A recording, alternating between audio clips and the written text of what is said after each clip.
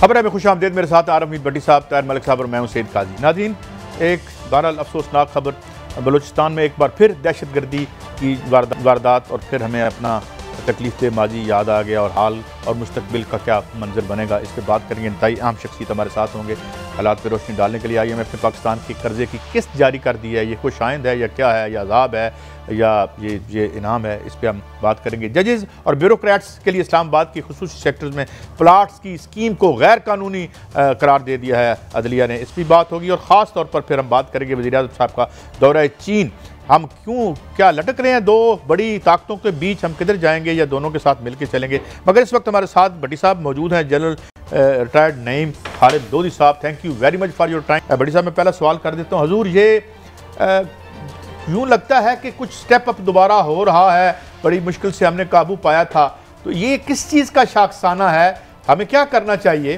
اور آئندہ آنے والے دن کیسے ہوں گے اس حوالے سے؟ جنرل صاحب۔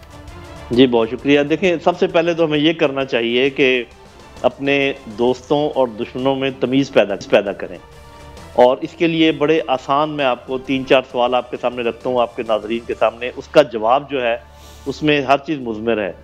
نمبر 1، کون ہے جس کو ہمارا چین کے نزدیک جانا پسند نہیں ہے؟ نمبر 2، کون ہے جس کو سی پیک پہ جتنی بھی پیش رفت ہے وہ اس میں وہ نہیں چاہتا؟ نمبر 3، کون ہے جو چاہتا ہے کہ جو افغانستان کی حکومت ہے نئی اور پاکستان کے درمیان رنجشیں پیدا ہوں، کڑواہٹ پیدا ہو؟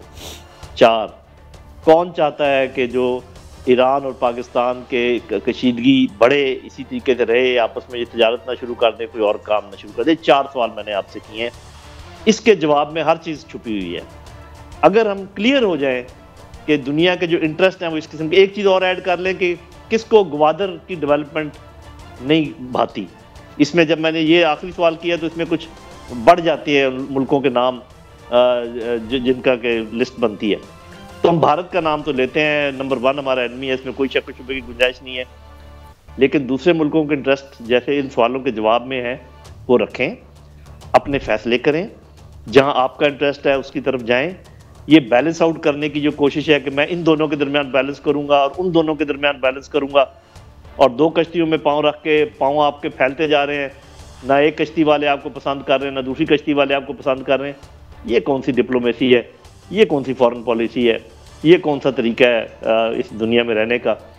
تو میرا خیال یہ ہے کہ اگر ان کے جواب ہو جائیں تو پھر ہم نبردازمہ ہو سکتے ہیں جو بھی آگے مسائل پیدا ہوں گے۔ جی بسم اللہ الرحمن الرحیم۔ جنرل صاحب، آپ نے بڑے سادہ الفاظوں میں ہر چیز کا جواب دے دیا۔ آپ ایک ادارے کی اہم ترین میں عہدے پہ فائز رہے ہیں، کیا ہمارے حکمرانوں کو اس کا جواب نہیں پتا؟ اس میں کون سی چھپی ہوئی چیز ہے؟ انہیں ایک تو لائن لینی ہے نا، کشتی کے 2 کشتیوں کے سوار تو ہمیشہ ڈوب جایا کرتے ہیں، کیوں وہ فیصلہ کر نہیں پا رہے؟ بٹی صاحب، جو سب سے زیادہ پاور ہے بڑے ملکوں کی، وہ پاور ہے ذہنوں کو ان کے اوپر اثر انداز ہونا، ان کی ڈیسیجن میکنگ کے اوپر اثر انداز ہونا، ان کے خیالات کے اوپر اثر انداز ہونا۔ یہ وہ کرتے ہیں میڈیا کے ذریعے، سوشل میڈیا کے ذریعے، آپ کے خاندان کے لوگوں کے ذریعے، آپ کے بال بچوں کے ذریعے، آپ کے دوستوں کے ذریعے۔ تو ان مرکوز کرتے ہیں اپنی توجہ لیڈرشپ کے اوپر، چاہے وہ لیڈرشپ پولیٹیکل ہو یا لیڈرشپ ہو یا لیڈرشپ اکانومی والی ہو، کچھ ہو۔ مجھے فکر اس بات کی ہے کہ اندر ہی ہمارے تناؤ ہے، ہمارے کچھ لوگ ایک چیز سمجھ رہے ہیں، کچھ لوگ دوسری چیز سمجھ رہے ہیں۔ مطلب کشمیر کے بارے میں یہ کہہ رہے ہیں کچھ لوگ کہ جی کشمیر لیتے لیتے پاکستان نہ دے بیٹھنا، تو آپ ان کے ساتھ جو نا تجارت شروع کریں، یہ چھوڑیں ان باتوں کو، وہ کوئی بات نہیں، ریپ ہوتے رہتے ہیں، شہادتیں ہوتی رہتی ہیں۔ اسی طریقے سے اور بھی کچھ لوگوں کا خیال ہے افغانستان کے سلسلے میں کہ جی یہ، حالانکہ طالبان کا جو بھی نظریہ ہے زندگی کا وہ ان کا اپنا معاملہ ہے، وہ اپنے ملک میں جو چاہیں کریں، لیکن ہم نے بھی دنیا کے ساتھ کھڑے ہو گئے ہیں، جی آپ انکلوسیو بنائیں، آپ عورتوں کو لے کر آئیں، یہ کریں۔ ارے بھائی، تمہارے اتنے بڑے بڑے دوست وہ رہے ہیں جنہوں نے کبھی عورتوں کو وزیر نہیں بنایا، ایسے دوست رہے ہیں جنہوں نے کبھی مکس یونیورسٹیاں نہیں کھولی، عورتوں کی الگ رکھی ہیں، مردوں کی الگ، کبھی آپ نے آواز نہیں اٹھائی، کہ اس لیے کہ وہ ایک کہاوت ہے اس کی ہندکوں کی ہے کہ لسے کو دیکھ کے می کو روح چڑھنا ہے، تے تگڑے کو دیکھ کے می کو ترس آنا ہے۔ تو بس یہ صورتحال ہے ہماری، ہم ذہنی طور پر یکسو نہیں ہیں، ہم نے فیصلہ نہیں کیا کہ ہم نے کس طرف جانا ہے۔ اچھا جنرل صاحب، 15 اگست پچھلے سال ایک اس میں ہمارے ادارے بھی شامل ہیں، ہماری حکومت شامل ہے، ہمارا میڈیا شامل ہے، ایک بڑی سیلیبریشن بنی کہ افغانستان میں ایک آزادی ہوئی، اور ان کا حق تھا کہ غیر ملکی وہاں سے چلے جائیں، وہ چلے گئے، اور اس سے جو ایک کنسنسس بنا تھا وہ یہ بنا تھا کہ پاکستان کے لیے بڑی اچھی خبر یہ ہے کہ یہاں ٹیررزم نہیں ہوگا۔ اب اگر آپ 5-6 مہینے دیکھیں، اسلام آباد میں بھی ہو گیا، لاہور کا بھی واقعہ آپ کو پتہ ہے، بلوچستان سے بھی مسلسل جاری ہے، تو کیا وہ ہماری جو اسیسمنٹ تھی وہ انمیچورٹی تھی، یا ہم سمجھ ہی نہیں سکے ہوا کہ افغانستان میں؟ اور نمبر 2، ابھی تک ہم نے افغانستان کی حکومت کو بھی تسلیم نہیں کیا، حالانکہ ہم بڑے کانفیڈنٹ تھے اس بارے میں۔ یہ دیکھیں، آپ کی یہ جو اسیسمنٹ تھی، یا جس کی بھی یہ اسیسمنٹ تھی، اسی کو تو غلط ثابت کرنے کے لیے یہ سب کچھ ہو رہا ہے۔ ابھی یہ دیکھیں کہ بلوچستان بذات خود بہت بڑا علاقہ ہے، پاکستان میں بھی یہاں پر سلیپنگ سیلز موجود ہیں، اندر یہاں پہ لوگ عرصہ دراز سے رہ رہے ہیں، ان کے قبائل ہیں، ادھر گنجان آبادی ہیں شہروں کی، یہاں پہ چھپنا کیا مشکل ہے کسی بھی ٹیررزم کا۔ جہاں تک ان کی سپورٹ کی بات ہے پیسے کی، تو وہ تو ویسے بھی وہ باڑھ کے تھرو تو نہیں آتی، وہ تو جس طریقے سے بھی آتی ہے وہ الگ اس کے ذرائع۔ سمندر ہمارا اتنا لمبا چوڑا ہے، 2500 کلومیٹر کی ہماری سرحد ہندوستان کے ساتھ ہے، تو گھوم پھر کر ہماری انگلی ادھر کیوں جاتی ہے؟ اس لیے کہ فالس فلیگ آپریشن کے ذریعے ہمیں یہ باور کروایا جاتا ہے، اور یہ بھول جاتے ہیں ہم لوگ کہ 20 سال ہمارے ساتھ کیا ہوتا رہا، کتنا خون ہمارا بہتا رہا، اور اس 5 مہینے کو ذرا ملائیں تو صحیح اس 20 سال کے ساتھ۔ 5 مہینے ہوئے ان کو، نہ ان کی پولیٹیکل سٹیبلٹی ہے، نہ اکنامک سٹیبلٹی ہے، نہ ابھی مکمل طور پر ان کا اثر رسوخ ہوا ہے، اور ہر دوسرا بندہ یہ سوال پوچھ رہا ہے جی پچھلے 5-6 مہینوں میں بہت زیادہ دہشت۔ بھئی یہی تو وہ آپ کو باور کروانا چاہ رہے ہیں، یہی تو آپ کے دماغ میں ڈالنا چاہ رہے ہیں کہ ان کے ساتھ جو ویسے ہی دشمنی رکھو جیسے پہلے، اس لیے کہ اگر وہاں آنا جانا شروع ہو گیا، اگر تجارت شروع ہو گئی، اگر چین وہاں پر اپنا اثر رسوخ قائم کرنے میں کامیاب ہو گیا، روس وہاں سے گزر کر گرم پانیوں تک پہنچ گیا، سینٹرل ایشیا کے ساتھ آپ کی تجارت شروع ہوگی، تو یہ خطہ تو کہیں سے کہیں چلا جائے گا۔ تو اس لیے آپ کے دماغوں میں میرے سمیت یہ کیڑا ڈالا جا رہا ہے کہ ان کے آنے سے بھی فرق نہیں پڑا، بلکہ ان کے آنے سے اور پرابلم خراب ہو گیا۔ یہ ہم نہیں سوچتے کہ پرابلم خراب کر کون رہا ہے۔ تو یہ وہ کون ہے یہ جو وہ سارا کچھ کر رہے ہیں؟ تو ہمارے بھی تو ہاتھ ہے، ہمارا بھی تو دماغ ہے، ہم بھی تو ایک عزت دار لوگ ہیں، وہ تو سارا کچھ وہ نہیں کرنا ہے، ہم نے بس ٹاک شو ہی کرنے ہیں پھر؟ جی بس یہ ابھی آپ نے اصل بات کر دی ہے۔ ایک بات تو میں نے پہلے کہہ دی کہ دوستوں اور دشمنوں میں تمیز کریں، زیادہ اچھے دوست، کم اچھے دوست، اچھے نرم دشمن، سخت دشمن، ان کی کیٹیگریز بنائیں، اور جو میں نے 5 سوال رکھے تھے اس کے حساب سے آپ اندازہ لگا لیں کہ کس کے دل میں کیا بات ہوگی، کون کس کی معاونت کر رہا ہوگا۔ اور دوسری چیز میں یہ سجیسٹ کروں گا جو ابھی آپ نے کہی ہے کہ یہ لیٹ کر مار کھاتے رہنا، یا ہر چیز کا تحفظ کرنے کی کوشش کرتے رہنا، اچھے بچے بن کے رہنا، ہمیں تھپڑ پڑتے رہے، ہم نے کسی کو کچھ نہیں کہنا، یہ دنیا میں رہنے کے یہ طریقے؟ یہ دنیا کبوتروں اور فاختاؤں کے لیے نہیں بنی ہے، یہ دنیا عقابوں اور چیتوں کی دنیا ہے۔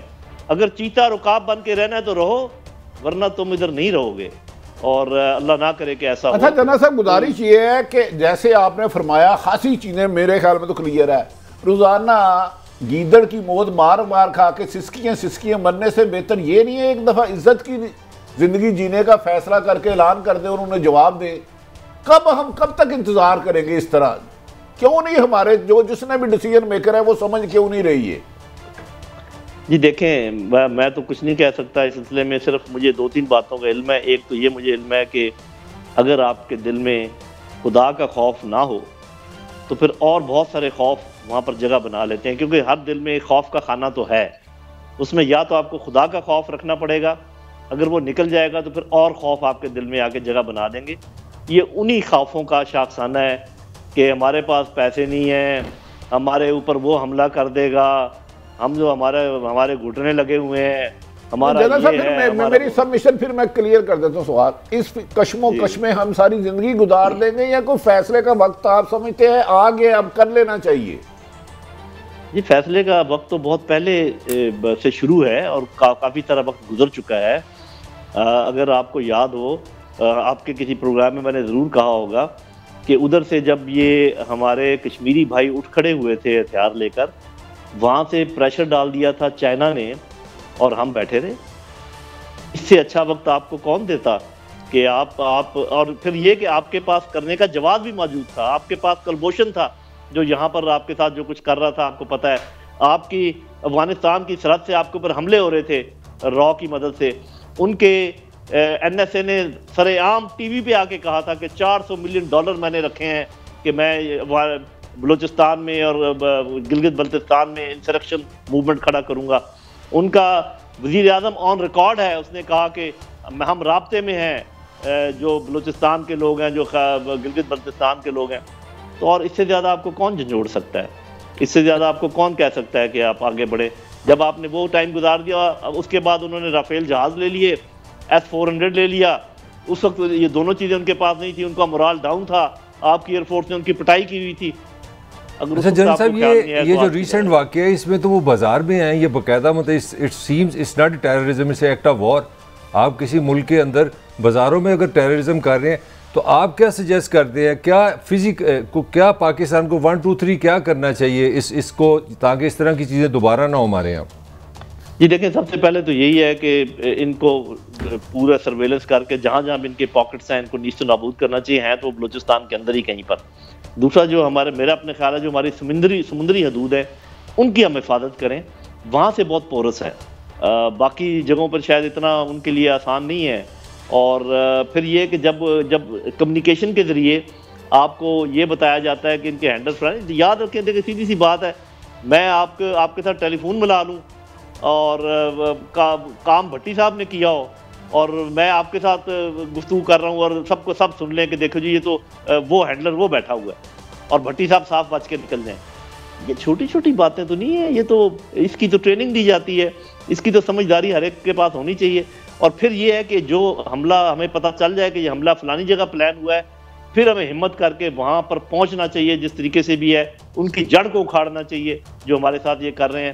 ادروائز اگر آپ بھیگی بلی بن کے بیٹھے رہیں گے, اچھے بچے بنے رہیں گے, تو آپ کو کوئی زندہ نہیں رہنے دے. قاضی صاحب, میں جو جنرل صاحب کو سمجھاؤں, اگر ہمیں پتہ چل گیا ہے کہ پلاننگ کہاں ہوئی ہے, حملہ کہاں ہوا, خودکش کس نے بھیجے ہیں, تو اس جگہ کو نست و نابود کر دو. جواب شیر کی تو زندگی یہی ہے, نہیں تو گیدڑ کی طرح رول کے مرتے رہو. میں تو یہ سمجھاؤں. جنرل صاحب تھینک یو ویری مچ, آپ نے ہمیں انلائٹن کیا. You are always very kind and great pleasure to have you on the show.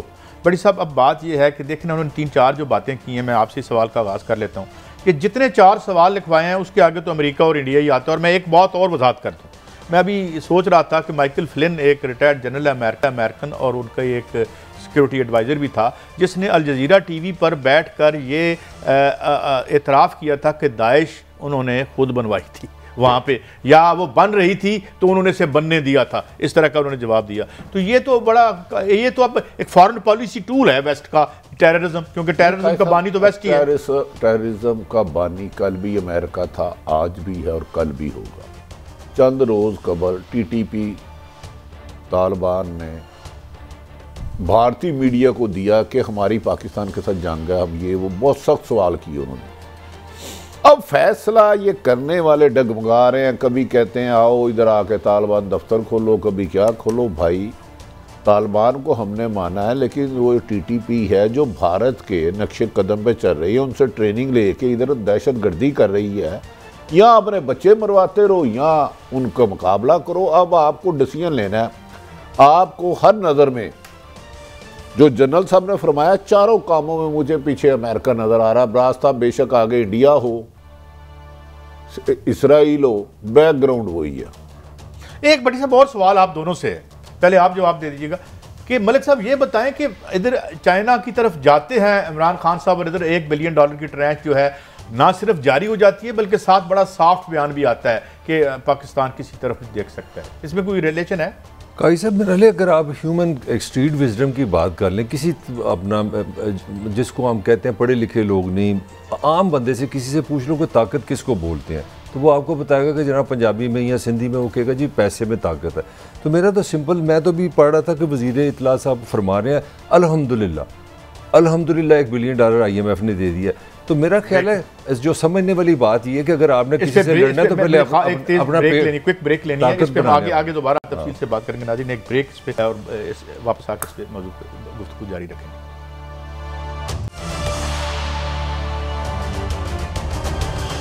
Welcome back. اچھا ہاں ملک صاحب, آپ بات کر رہے تھے قرضے کی ٹرانچ تو ہمیں مل گئی, نہیں ملتی تو ملک صاحب آپ کہتے ہیں خود تو انت قرضہ کوئی نہیں دیندہ, اور اس پہ ہم شروع ہو جاتے ہیں اب مل گئی ہے تو پھر بھی ہم لٹھ لے کے پیچھے پڑے ہوئے ہیں کہ کیا کرے حکومت بیچاری. نہیں حکومت کیا کرے, دیکھیں حکومت وہی کرے جو حکومت نے کہا تھا. میں تو نہیں کہہ رہا, مجھے میرے وزیر اعظم نے بتایا تھا کہ ہم آئیں گے تو ہم یہ پلان لے کے دیکھیں. I am pleased to announce the IMF board has approved 6th tranche of their program for Pakistan. یہ وزیر خزانہ صاحب فرما رہے ہیں. ہاں جی, مبارکباد دے رہے ہیں آپ کو کہ پیسے آپ کو مل گئے. یہ آپ یہ بھی پڑھ لیں ذرا, فواد صاحب کیا فرما رہے ہیں. الحمدللہ پاکستان کا چھٹا نظر ثانی, یہ پاکستان کو $1 ارب کی قسط کے اجرا کا فیصلہ کیا ہے. اس فیصلے سے معیشت کے استحکام اور اصلاحات کے عمل میں مدد ملے گی. چودھری فواد صاحب. دیکھ قاضی صاحب, میں جو بڑا مختصر بات یہ کروں گا کہ ہمارے یہاں جو مسئلہ ہو گیا نا, ہمارا شاید کوئی انٹلیکچوئل مسئلہ ہے. جب ہماری پوزیشن اپوزیشن کی وہ بھی دیکھ لینا, اللہ کا شکر ہے اس سے معیشت میں بہتری آئے گی. اس کامیابی میں ہم بلاول بھٹو اور شہباز شریف کی خاموش کیا ہے حمایت کے شکر گزار ہیں, جنہوں نے اپنے اپنے سینیٹرز کو غیر حاضر رکھا تاکہ بل پاس ہو سکے. گیلانی صاحب کا بھی شکریہ, لیکن ان کی اطلاع کے لیے عرض ہے کہ خان صاحب سے NRO پھر بھی نہیں دینا. کیا ہے یار, بس کرو. NRO سارے بار قاضی صاحب یہ کامنٹ صاحب ایک بڑا مجھے بڑی صاحب سے کمنٹ لیں. نہیں میرا کمنٹ لے لیں, میرا کمنٹ لے لیں. یہ آپ نے وزیر خزانہ, وزیر اطلاعات, مشیر پاکستان, ان سب کو دکھایا نا ٹویٹ. کوئی بندہ یہ جب نواز شریف کے زمانے میں یا بے نظیر کے زمانے میں جب اپوزیشن وہ حکومت IMF سے قرضہ لیتے تھے, کیا کہتے تھے آپ کو ساری سمجھ آئی, ساری پلے ہے, ڈرامہ ہے. میں فی الحال بٹی صاحب او کیڑا NRO جڑا تسی نہیں دیتا ہوا, سارے تو باہر پھر رہے ہیں, NRO نہیں دیں گے. دیکھیں اس ملک میں ہر طاقتور جس کے پاس پیسہ ہے, وسائل ہے, یا طاقتوروں سے اس کا کوئی لنک جڑتا ہے, بہت طاقتور, ان کے لیے NRO ہی NRO.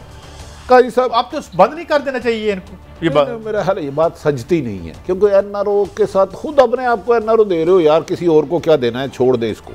ایسا گزارش ہے, میں جانتا ہوں کہ قرضوں کے بغیر ایک لمحہ بھی نہیں گزر سکتا, یہ کڑوا سچ ہے, لیکن اس پہ سود پر رقم لے کے شکر ادا کیوں کرو, اپنے آپ کو اس قابل کرنے کی کوشش کرو کہ قرضے سے بچے, جو کہ بہت لمبی کام ہے, لمبی جدوجہد ہے.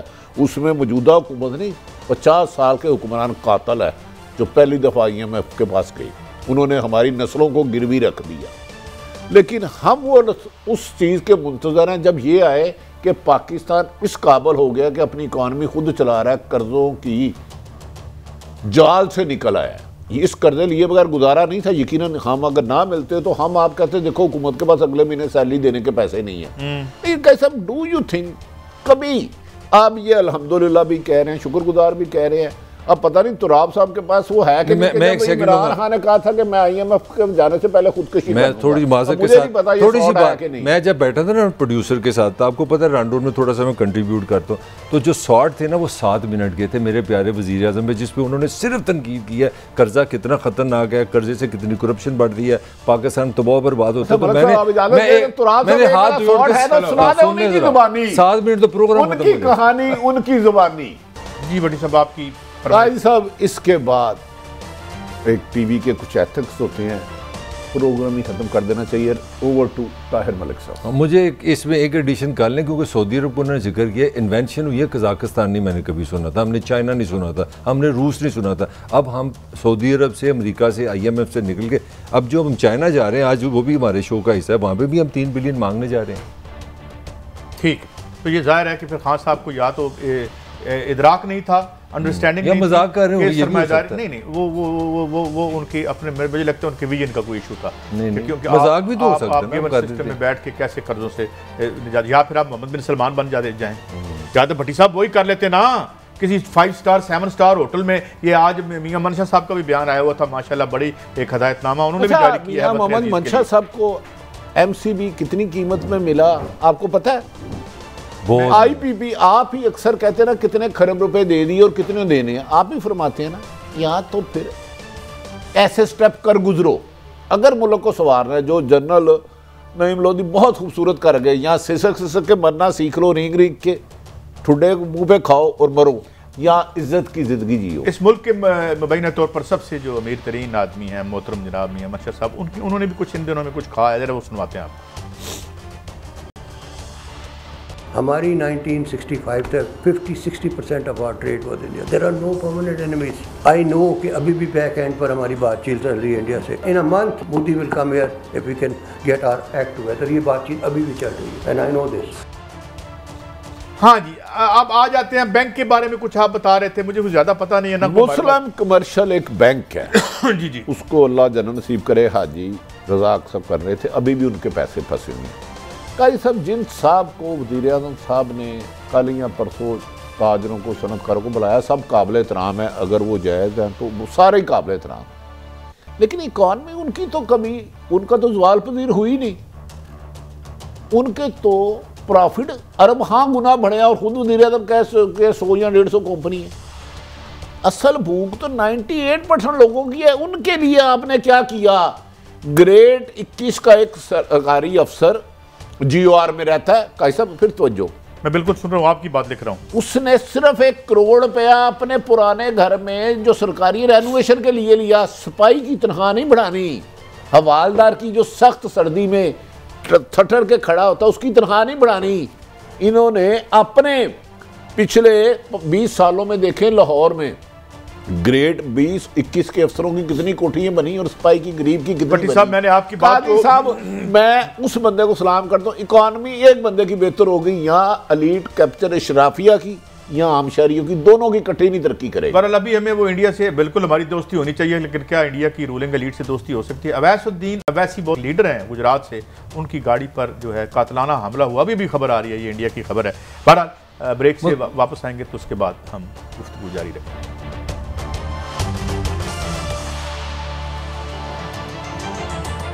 ویلکم بیک ناظرین, ہمارے ساتھ معروف دانشور اور سیاستدان جناب سینیٹر مشاہد حسین سید صاحب ہمارے ساتھ ہیں. Thank you very much for your time sir. میں بنیادی طور پر یہ حضور یہ جو چائنا کا ہمارا دورہ ہے اور یہ جو ایک بحث بھی چھڑی ہوئی ہے کہ 2 ملکوں کے درمیان ہم کیسے بیلنس کریں, آپ کو کیا لگ رہا ہے کہ اس دورے کی کیا اہمیت ہے؟ کچھ پیسے ویسے بھی آنے والے ہیں, آئی ایم ایف نے بھی پیسے ریلیز کر دیے ہیں, تو کیا ہم اب اچھے بچے بن چکے ہیں دونوں اطراف سے, یا کیا معاملہ ہے؟ سید صاحب السلام علیکم جی, اور آپ کے ویورز کو میری طرف سے بڑا السلام علیکم. میں سمجھتا ہوں کہ پاکستان ایک بڑا اہم اور کلیدی ملک ہے دنیا کے سب سے اہم ترین خطے میں, اور جو ہم کردار ادا کر رہے ہیں اور کر سکتے ہیں وہ شاید کوئی اور ملک اس خطے میں نہیں کر سکتا. اس لیے ہمارے پر کوئی دباؤ نہیں پڑے گا کہ آپ اس طرف جائیں یا اس طرف جائیں. چین ہمارا اسٹریٹجک پارٹنر ہے, امریکہ ہمارا ٹیکٹیکل دوست ہے جو بوقت ضرورت ہمارے پاس آتا ہے. تو ہمیں بڑا واضح ہے, اور اس وقت میرے خیال میں امریکہ کو ہماری زیادہ ضرورت ہے بنسبت ہمیں امریکہ کی, کیونکہ امریکہ کمزور ہو چکا ہے. امریکہ کے لیے سارا ایریا نو گو ایریا بن گیا ہے. Iran, Afghanistan, China, central Asia, Russia, اور پلس جو ہے ترکی ان سے دور ہو گیا ہے, وہ روس سے اسلحہ لے رہا ہے. سعودی عربیہ ان سے ناراض ہے, سرد مہری ہوگی جب سے بائیڈن آیا ہے. تو وہ امریکہ کے پاس بڑے لمیٹڈ آپشنز ہیں, تو ان کو بھی ہمارے ساتھ تعلقات بنانے کی ضرورت ہے. یہ دورہ بڑا اہم ہے. بیسیکلی ہم یکجہتی کا اظہار کر رہے ہیں اپنے درینہ دوست چین کے ساتھ, اور ساتھ ساتھ جو سی پیک کا دوسرا فیز ہے اس کو ہم آگے جان ڈالنے کے لیے آگے لے کے چل رہے ہیں. کاش یہ جو 3 ہفتے میں ہوم ورک کیا تھا انہوں نے, یہ 3 سال میں کیا ہوتا تو شاید اور اس کے مثبت نتائج آ جاتے, لیکن دیر آئے درست آئے. تو پاکستان چائنا تعلقات صحیح ٹریک پر ہیں, اور اس سے ہمارے امریکہ کے تعلقات متاثر نہیں ہوں گے. ہماری اگر کوئی گڑبڑ ہوتی ہے سی پیک پر تو وہ ہماری روایتی نالائکی کہہ لیں اس کی وجہ سے ہوتی ہے, یا بیوروکریٹک لال فیتا جو ہے ہمارے ہاں وہ کام کرتا ہے, یا سیکیورٹی کے ایشوز ہیں. تو مشاہد صاحب یہ فرمائیے گا کہ اس دورے کے بعد آپ جس طرح پر امید ہیں, آپ کیا سمجھتے ہیں ہماری حکومت اس ایشو پہ کھل کے آئے گی کہ بھئی چین ہمارا درینہ دوست ہے اور ہم نے سی پیک کو لے کے آگے جانا ہے, افغانستان کو بھی اس میں شامل کرنا ہے اور دیگر ملکوں کو بھی کرنا ہے, کیا ہم کر پائیں گے کہ خدشات ہی خدشات رہیں گے؟ نہیں جی, خدشات کی کوئی ایسی بات نہیں. ہم نے ایک بیسک فیصلہ کر لیا ہے جی بھٹی صاحب. آپ دیکھ لیں کہ ٹیسٹ کیس تھا 10 دسمبر 2021 جب صدر بائیڈن نے اعلان کیا نام نہاد ڈیموکریسی سمٹ کا, ہم نے اس میں جانے سے انکار کر دیا, اور وہ ایک واضح سگنل تھا, اور ویسے بھی وہ اس کی جواز بھی تھا, اور میرے خیال میں وہ درست فیصلہ تھا, کیونکہ امریکہ نے بھی ہم سے جو رویہ اختیار کیا وہ اچھا رویہ نہیں تھا, تو ہم نے بھی اس کا ٹکا کے جواب دے دیا. اب یہ ہے جو افغانستان کی بات ہے, مزے کی بات ہے, جو 23 اور 24 اور 25 نومبر کو اوسلو میں کانفرنس ہوئی ہے طالبان کی اور مغربی ممالک کی, جس میں امریکہ کے اسپیشل نمائندے بھی تھے. امریکہ خود طالبان سے ڈیل کر رہا ہے, امریکہ خود طالبان کو امداد دے رہا ہے, اور امریکہ نے جو سینکشن لگائے تھے حقانی نیٹ ورک اور طالبان کے خلاف وہ کہتے ہیں وہ لاگو نہیں ہوں گے.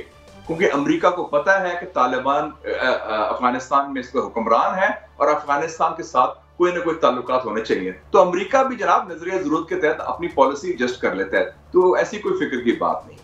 مشاہد صاحب آپ ماشاءاللہ ایکسپرٹ بھی ہیں اور بولتے بھی اچھا ہیں. میں آج تک 3.5 سال میں یہ سوال کا جواب نہیں لے سکا. ہو سکے آپ بتا دیں کہ پاکستان سی پیک کے ساتھ ہے کہ نہیں ہے. میں 2 آپ کو کوڈ کروں گا. احسن اقبال کو کوڈ کروں گا, وہ آن ریکارڈ موجود ہے کہ ہمیں اس کی سزا ملی ہے.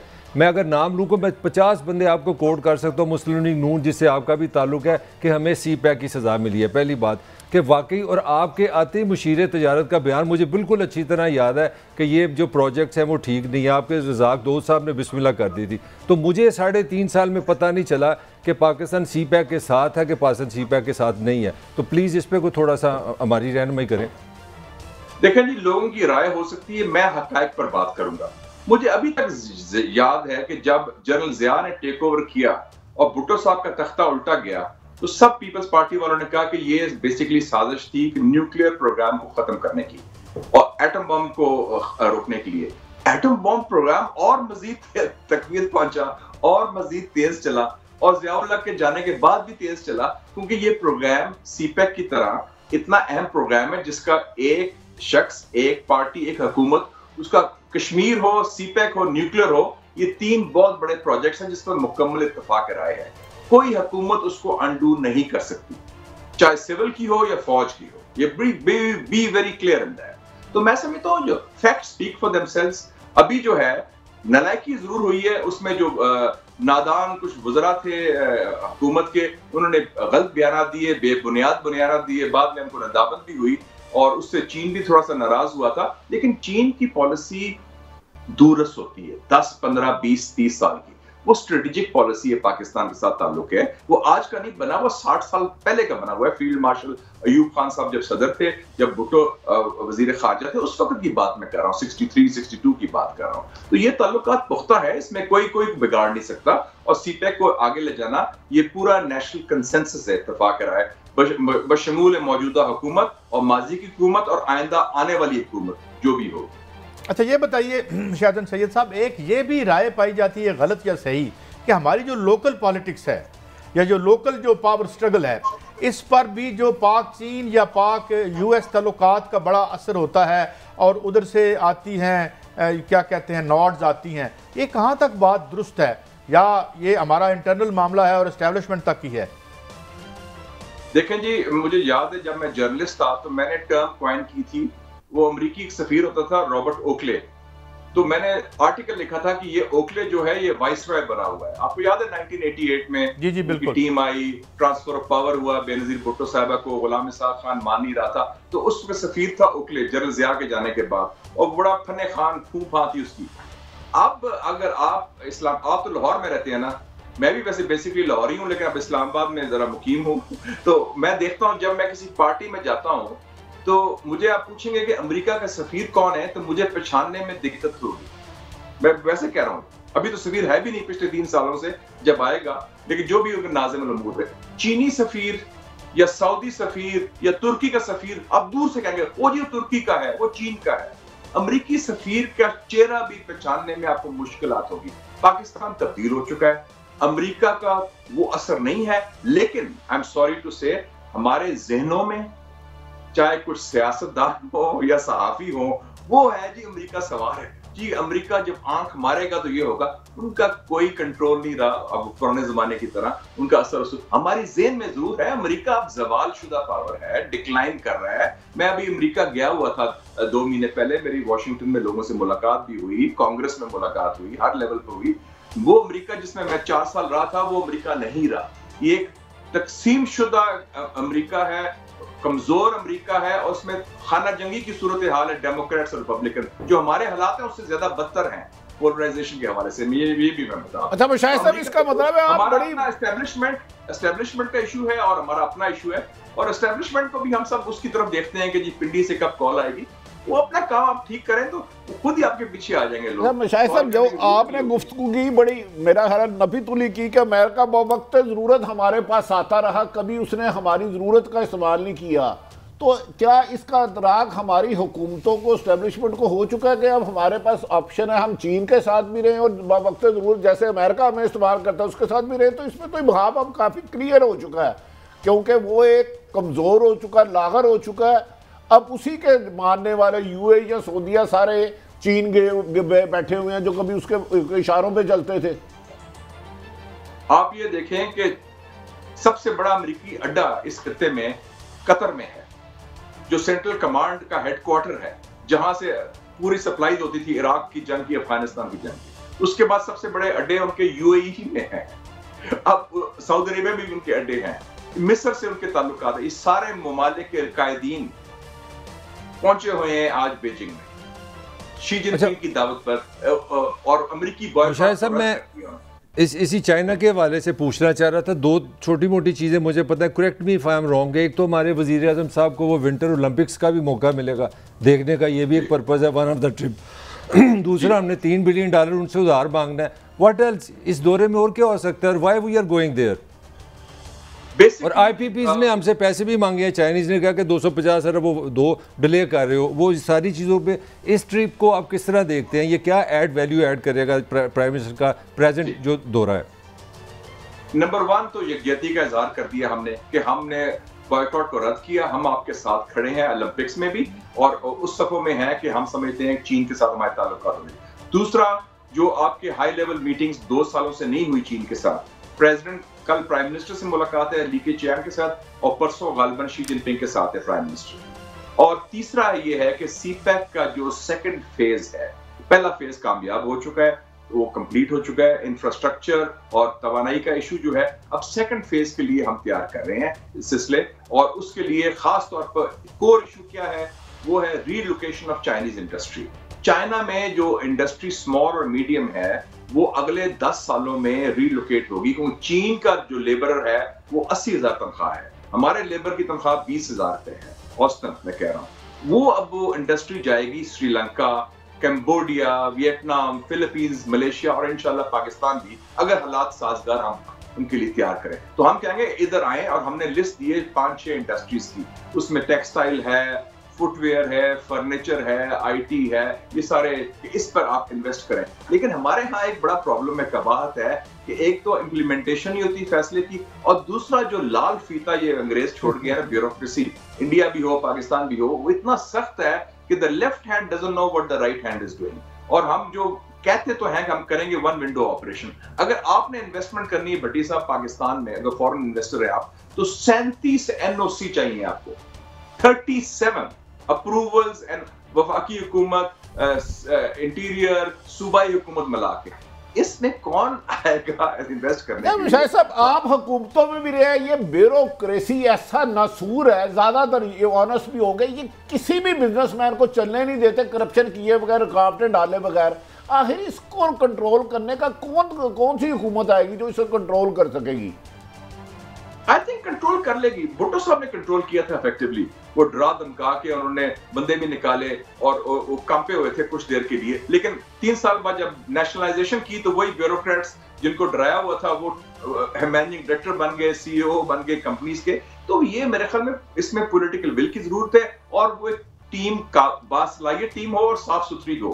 اچھا سید صاحب، ایک بڑا اہم بات، کیونکہ میرے پاس وقت کم ہے، میں ایک بڑی اہم بات پہ آپ کا ٹیک ضرور چاہوں گا ورنہ ادھورا رہ جائے گا. یہ ایک کتاب بھی باربرا والٹر کی آ رہی ہے، جو CNN اور جو آپ کا ان کا فائنینشیل ٹائمز ہے، سول وار کی باتیں کر رہے ہیں. 39 کروڑ ہتھیار ہیں لوگوں کے پاس لیگل امریکہ میں، اور وہ لکھ رہے ہیں کہ 24 یا 25 میں وہاں سول وار کا خطرہ ہے. اس ایگزیجریٹڈ ہے، مجھے فیری ٹیل لگتی ہے یا حقیقت ہے اس میں کچھ امریکہ کے حوالے سے؟ دیکھیں جی، میں سمجھتا ہوں، میں خود کنسپریسی تھیریز کے بہت خلاف ہوں، اور میں نہیں سمجھتا کہ یہ، لیکن میں نے جو ماحول دیکھا ہے، میں اس کی ایک ایگزامپل دیتا ہوں آپ کو، چھوٹی سی بڑی مزدار ایگزامپل ہے. ایک اوپینین پول کیا تھا 50 سال پہلے انہوں نے کہ 12% ریپبلکن اور 8% ڈیموکریٹس جو رجسٹرڈ ہوتے ہیں امریکہ میں، وہ کہتے تھے کہ ہمارے بچے دوسری پارٹی میں شادی نہ کریں، ریپبلکن ڈیموکریٹس میں نہیں کریں اور ڈیموکریٹس ریپبلکن میں نہ کریں. اب جو فگر آئے ہیں 3 مہینے پہلے، 93% آف ریپبلکنس اور 88% آف ڈیموکریٹس دے سے کہ we don't want our children to marry in the other party. इतनी तकसीम हो चुकी है। और अमेरिकन जनरल्स आप बात कर रहे हैं मिलिट्री कू की, मार्शल लॉ की बात भी शुरू हो गई है कि ये राइट विंग कू ना हो जाए। तो ये अमेरिका का सिस्टम बहुत बुरा हाल है इस वक्त।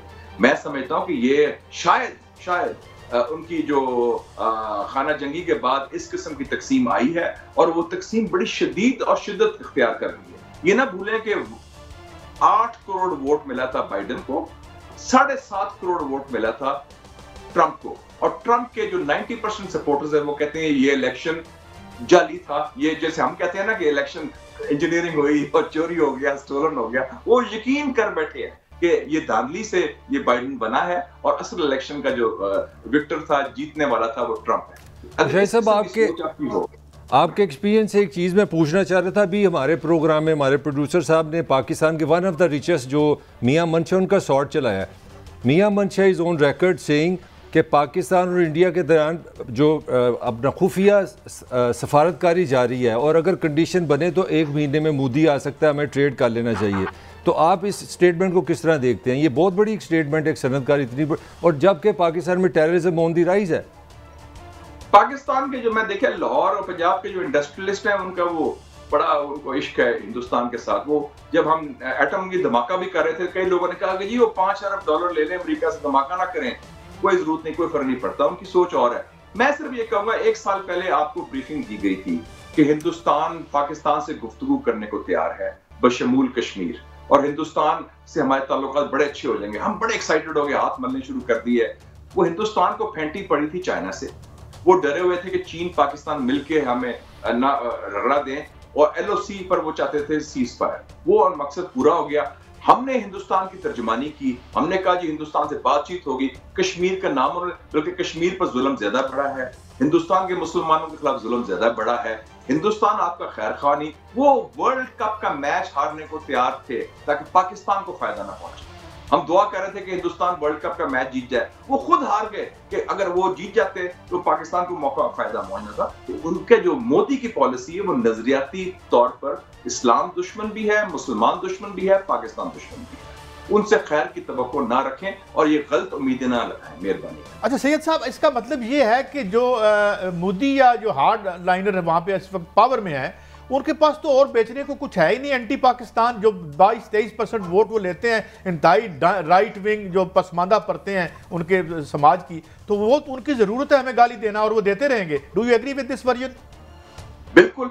हिंदुस्तान में Pakistan bashing sales politically. Pakistan में Hindustan is never been an issue in elections. कौन से 1990 के बाद कौन से इलेक्शन में हिंदुस्तान का इशू बना है, मुझे बताएं? कोई नहीं।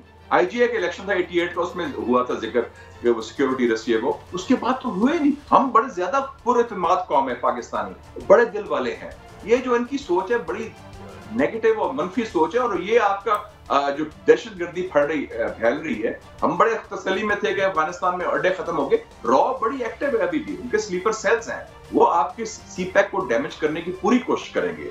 और हमें बड़ा, मेरे ख्याल में बड़ा चाकू चौबंद होना चाहिए और क्लियर होना चाहिए, क्लैरिटी, कौन हमारे दोस्त हैं, कौन हमारे दोस्त नहीं है। It is always enlightening talking to you, sir. Thank you very much. आपने हमें टाइम दिया, बहुत सी क्लैरिटी हो जाती है जब आपसे गुफ्तगू होती है। शुक्रिया, हमें टाइम देते रहा करें। बटी साहब, बस चीज़ें खासी वादे तौर पर इंडिया के हवाले से खासी क्लैरिटी, लेकिन मैं एक जो आपके मौजूद, जो आपके दिल के और बलक साहब के दिल के बड़ा करीब है, एक इस्लामाबाद हाई कोर्ट ने हमारी अदलिया ने बड़ा अच्छा फैसला दिया है, ब्यूरोक्रेट्स और जजेस के जो प्लाट्स की स्कीम है उसको गैर आइनी करार दिया है। बट साहब, मैं एक सादा सा सवाल आपसे करना चाहता हूँ। सबको दें, बहुत ज़मीन हमारी पड़ी हुई है, क्या इस मुल्क का आम आदमी जो सरकारी मुलाजम नहीं है, या वो ब्यूरोक्रेट नहीं है, या वो जो है वो कोई औहदा नहीं रखता, उसका कोई हक नहीं है मकान, प्लाट, ये वो उसको देना? काजी साहब, ये फैसला 2022 का, अल्लाह करे ये फैसला हो पूरे मुल्क